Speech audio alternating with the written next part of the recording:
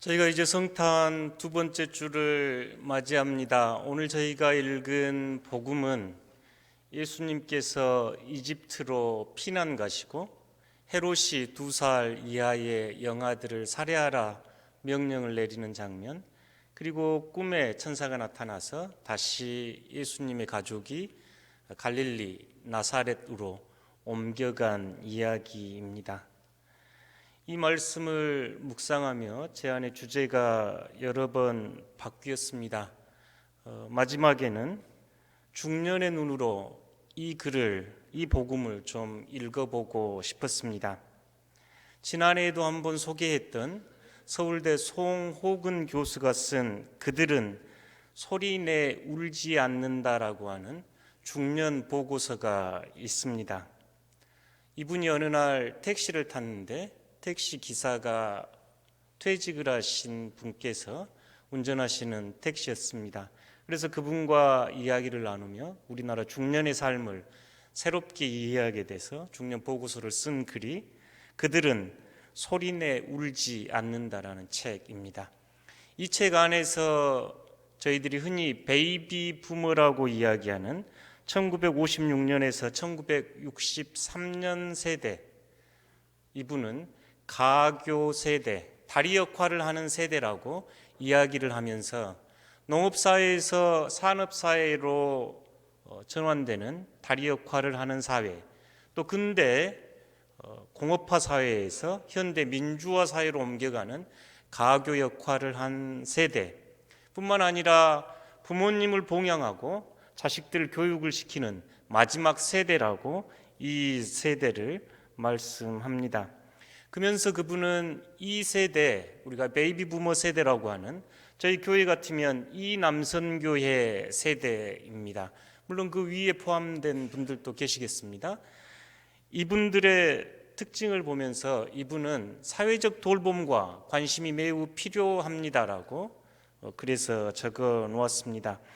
우선 정년퇴직, 명예퇴직, 조기퇴직 등을 맛본 이분들의 삶은 매우 만족도가 낮다고 보고됩니다. 3명 중 2분이 행복하지 않습니다라고 이야기를 합니다. 이분들은 부모를 돌보며 또 자녀들을 양육하기 위하여 애를 쓰다 보니 정작 자신들의 노후를 위해서는 저축이나 따로 마련해 두지 못했기 때문이랍니다. 그래서 이분들을 5가지 이야기로 나누어 설명하는데요. 첫 번째, 소득이 없는 세대, 소득 크레바스라고 하는 건 그 빙하가 틈이 생겨서 깨지기 시작할 때 크레바스라고 하는 표현을 쓰는데요. 이 세대가 그 세대입니다. 수입은 이제 줄고 지출은 점점 많아지면서 수입과 지출의 불균형을 맛보기 시작하지요. 그러다 보니 이분들은 생활고에 시달립니다. 가장 염려하는 일이 생활비이고 많은 이들이 자영업에 진출한다고 합니다. 그런데 자영업에 진출한 이들이 20% 정도 성공하고 나머지 80% 정도가 실패를 경험합니다. 그래서 이 송 교수는 오히려 자영업을 하지 않는 것이 성공하는 길입니다라고 소개를 합니다. 저희가 퇴직을 10분이 하시면 우스갯소리로 3분은 치킨집을 열고 3분은 치킨을 배달하고 3분은 치킨을 시켜 먹는다고 흔히 우스갯소리로 이야기합니다. 이 세대를 일컫는 이야기이지요. 그러다 보니 이분들은 자신들의 생활비나 노후 삶에 대한 걱정이 있습니다. 뿐만 아니라 이분들은 정체성의 혼란을 겪기도 합니다. 여성들이 겪는 갱년기처럼 마음은 여전히 청춘인데 몸은 점점 쇠약해 가고, 여성들의 폐경기처럼 남성 갱년기를 겪으면서 삶의 의미가 뭔지 자신의 존재와 가치에 대해 묻는 시기가 이 시기라고 합니다. 뿐만 아니라 퇴직 후에 인간 관계망 형성이 이루어지지 않아서 외로움을 느끼는 세대라고 합니다.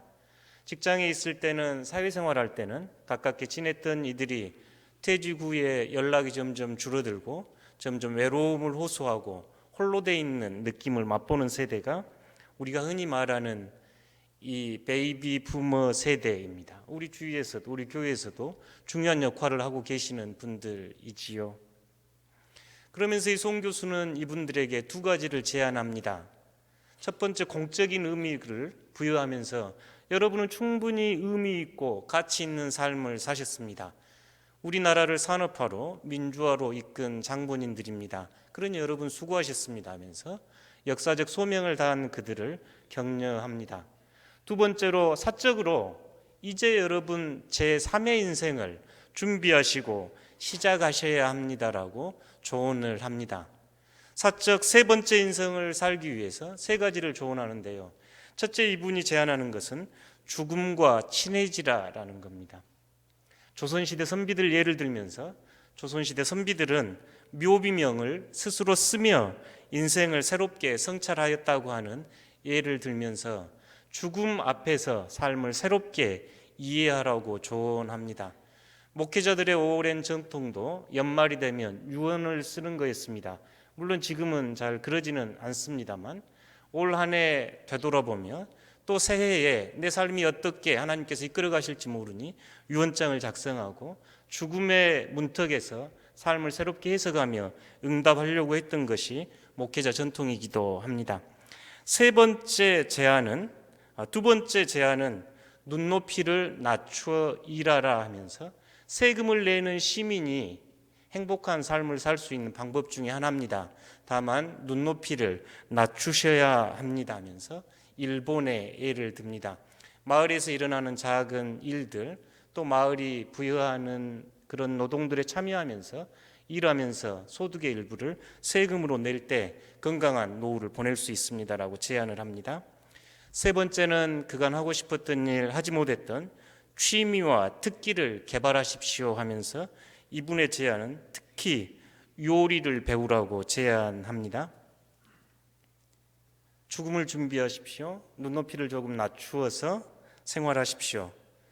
취미와 특기를 개발하십시오. 이러면 여러분 제3의 인생을 준비할 수 있습니다라고 제안합니다. 이 책을 가만히 보면 저희들 주위에 있는 아버지나 삼촌들 뻘 되시지요. 큰형님들입니다. 가정을 위해, 동생을 위해, 교회를 위해, 사회를 위해 헌신하신 분들입니다. 저분들 정말 어디에서 울음이나 우실까 절대 울지 않을 것처럼 강하고 최선을 다해서 살아오셨던 분들이지요.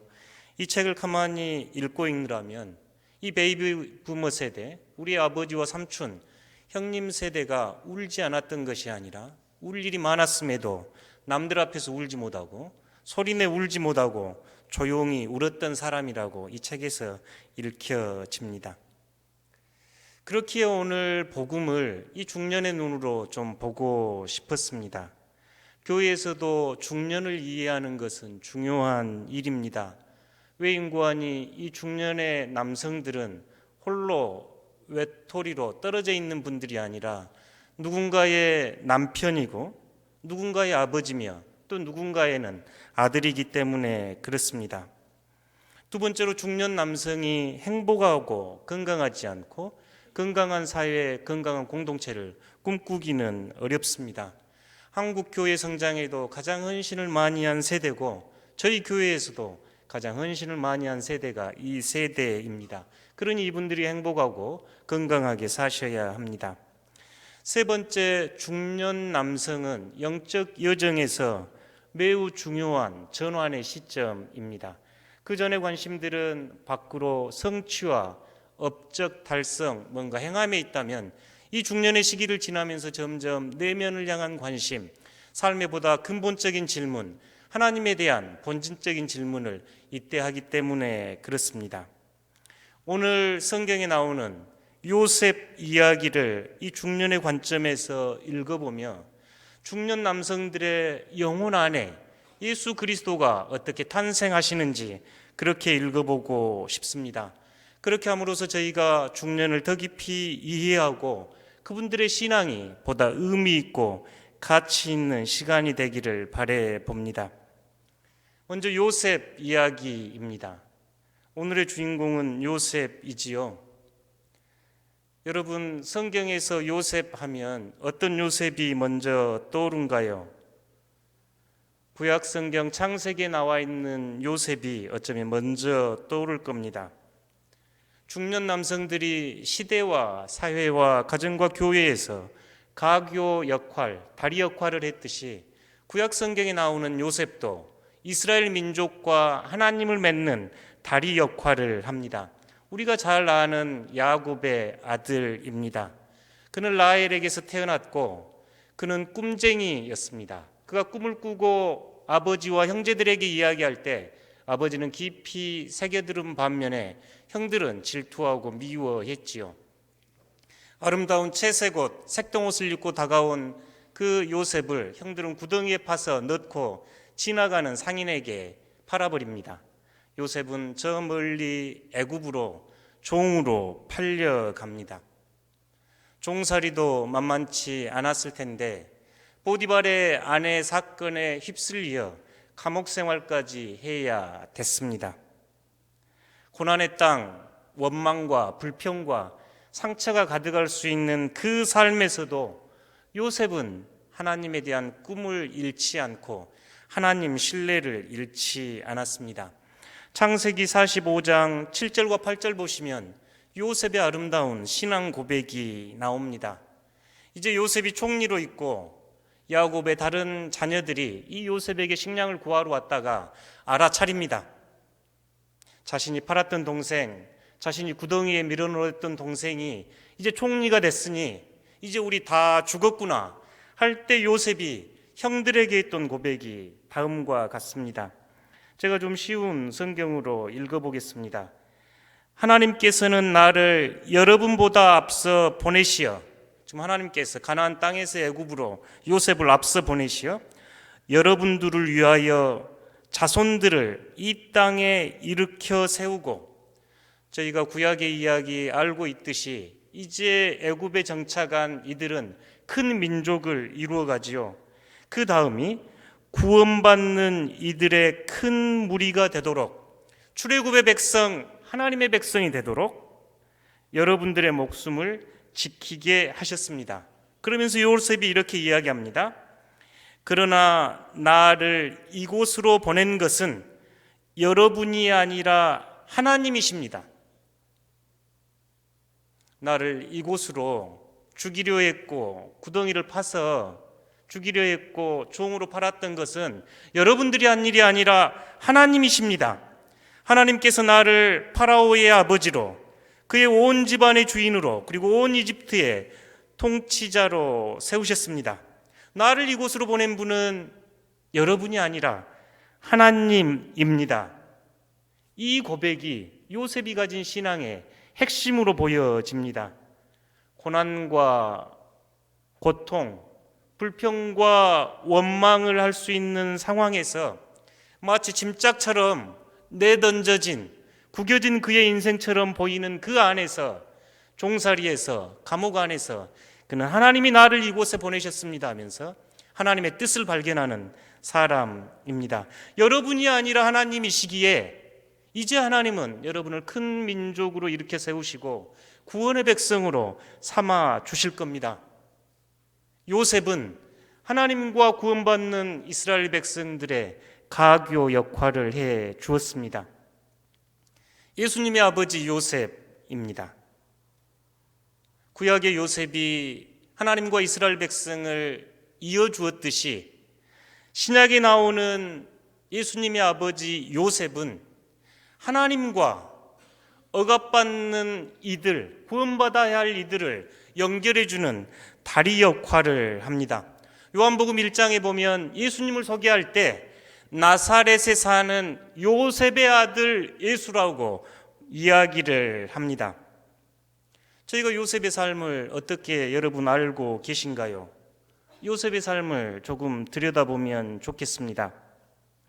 요셉은 오늘 저희가 읽은 마태복음 2장과 1장 그리고 누가복음 2장에 성전에 올라가는 이야기 외에 등장하지 않습니다. 구약의 요셉이 꿈쟁이였던 것처럼 신약의 요셉 또한 꿈을 통해 하나님의 지시를 받고 그 하나님의 지시에 순종하는 사람이 요셉입니다. 매우 흥미롭게도 요셉은 성경 안에서 한마디 말도 하지 않는 침묵의 사람입니다. 하나님께서 명령하실 때 즉시 일어나 듣고 순종하였지만 불평을 하거나 변명을 하거나 이런 방구가 없던 사람이 요셉입니다. 저희가 마태복음 1장 20절과 24절을 함께 읽어보겠습니다. 20절입니다. 이 일을 생각할 때에 주의 사자가 현몽하여 이르되 다윗의 자손 요셉아 내 아내 마리아 데려오기를 무서워하지 말라. 그에게 잉태된 자는 성령으로 된 것이라. 24절입니다. 요셉이 잠에서 깨어 일어나 주의 사자의 분부대로 행하여 그의 아내를 데려왔으니. 아멘. 정혼한 처자가 임신을 하게 된다는 소식을 요셉이 듣습니다. 그는 번뇌합니다. 여러분도 그러시겠죠. 번뇌하고 고민할 때에 주의 사자가 꿈에 나타나 이는 성령으로 된 것이니 마리아를 아내로 맞아라 하는 하나님의 음성을 듣고 24절에 보면 요셉이 잠에서 깨어 일어나 주의 사자의 분부대로 행하여 그 아내를 데려왔으나 이렇게 이야기합니다. 자신 안에 왜 의심이 없었겠습니까? 왜 불안이 없었겠습니까? 그가 꿈꾸었던 행복한 가정에 대한 꿈은 왜 없었겠습니까? 요셉은 이런 반구하지 않고 일어나 마리아를 아내로 맞이합니다. 두 번째 꿈 이야기는 2장 13절과 14절입니다. 함께 읽어보겠습니다. 그들이 떠난 후에 주의 사자가 요셉에게 현몽하여 이르되 헤롯이 아기를 찾아 죽이려 하니 일어나 아기와 그 어머니를 데리고 애굽으로 피하여 내가 내게 이르기까지 거기 있으라 하시니 요셉이 일어나서 밤에 아기와 그의 어머니를 데리고 애굽으로 떠나가. 아멘. 동방 박사가 이제 탄생하신 아기 예수께 경배하고 돌아간 후에 시간이 얼마나 지났는지는 모르겠습니다만 요셉의 꿈에 헤롯이 아기 예수를 죽이려고 하니 이제 애굽으로 피난 가라 하는 하나님의 천사의 이야기를 두 번째 듣습니다. 성경은 간략하게 애굽으로 떠나갔다고 이제 이야기가 나옵니다. 성경 말씀 봐보십시오. 14절에 요셉이 일어나서 밤에 아기와 그의 어머니를 데리고 애굽으로 떠나갑니다. 주의 사자가 꿈에 나타나서 이르자 요셉은 주저함 없이 밤에 야반 도주하듯 밀항하듯 도망치듯 그 자리를 떠나갑니다. 험난한 밤길을 걸었겠지요. 광야를 건너야 했습니다. 광과 사막을 건너서 애굽에 도착했겠지요. 그 당시 애굽은 강대국이었고 철학이나 사상도 이스라엘보다 훨씬 뛰어난 나라였지요. 마치 우리나라에 와 있는 제3국에서 와 있는 외국인 노동자 같은 대접을 받았을 겁니다. 언어는 미숙했고 그 문화는 낯설지 않았으며 그의 삶의 태도는 그 사람들에게 눈치받고 손가락질 받았겠지요. 외국인 노동자로 산 겁니다. 어느 누가 환대했겠고 어느 누가 좋은 직장 주었겠습니까? 일용직 근로자로, 불법 체류자로 하루 벌어 하루 마리아와 아기 예수를 섬겨야 했던 것이 요셉의 삶입니다. 한쪽에서는 헤롯의 병사들이 쫓고 있기에 죽음의 직면에 있고 두려움에 빠져 있었겠지요. 그러면서도 가족을 봉양하는 노동자의 삶을 살았던 이가 요셉이었습니다. 왜 하나님은 이처럼 피난 가야 하고 외국인 노동자처럼 볼품없는 요셉에게 예수님을 맡기셨을까요? 왜 능력 있고 힘 있고 아기 예수를 잘 보호할 수 있는 이들에게 예수님을 맡기지 않고 가난하고 천하고 외국인 노동자처럼 이렇게 약하고 깨진 존재에게 예수님을 보내셨을까요? 세 번째 이야기로 넘어가 보겠습니다. 이제 헤롯이 죽은 후에 다시 한번 천사가 요셉의 꿈에 나타나 이스라엘로 돌아갈 것과 이제 나사렛 갈릴리로 떠나가라 하는 이야기입니다. 19절에서 21절 함께 읽어보겠습니다. 헤롯이 죽은 후에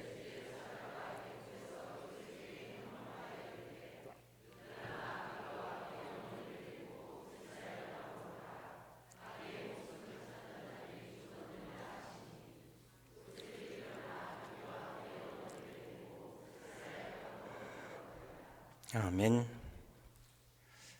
외국인 노동자라도 아마 애굽에서 살면 더 나았을지 모르겠습니다. 길거리에서 구걸을 해도 애굽 생활이 더 나았을지도 모르겠습니다. 그런데 다시 한번 주의 천사가 꿈에 나타나서 이제 이스라엘로 돌아가십시오 할 때 요셉이 돌아간 곳은 나사렛입니다.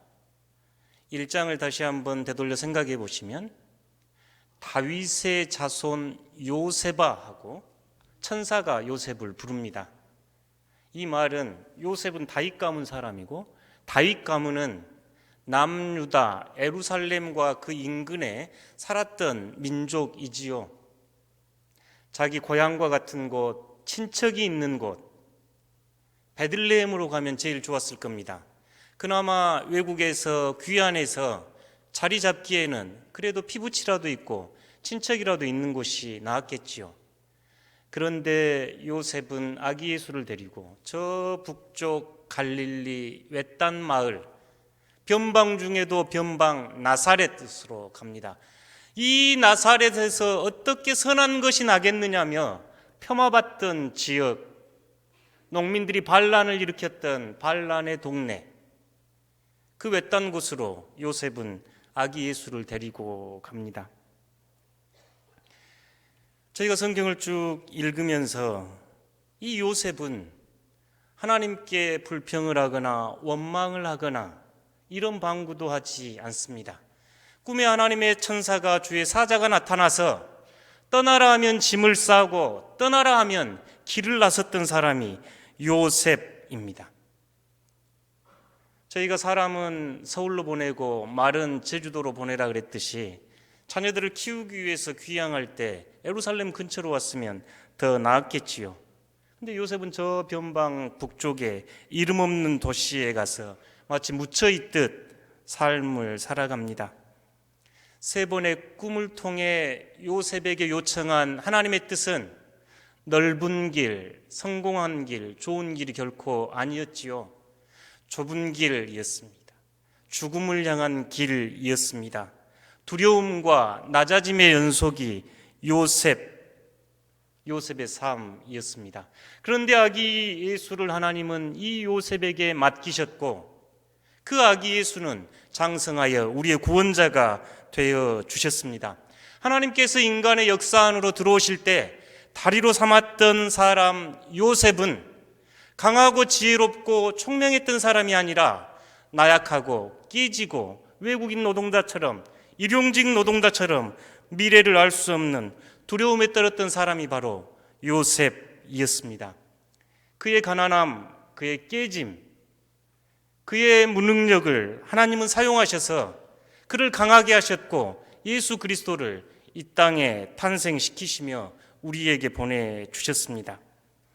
중년의 삶을 살고 있는 여러분, 그리고 모든 성도 여러분, 소득 절벽으로 생활비를 고민하며 살아가고 계신가요?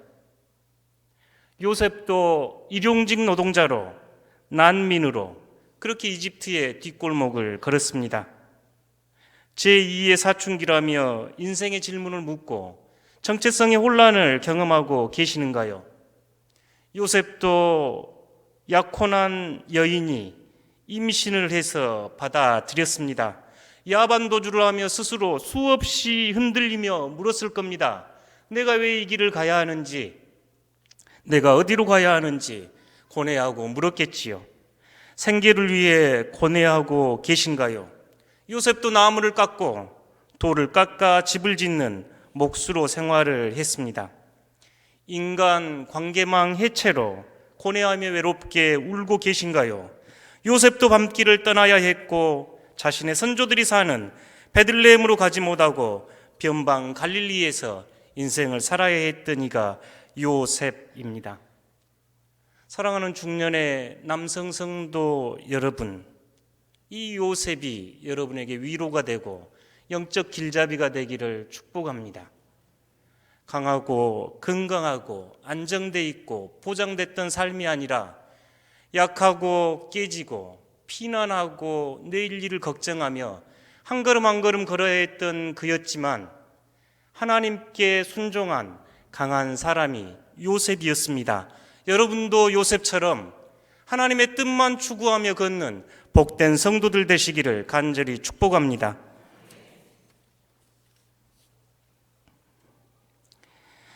하나님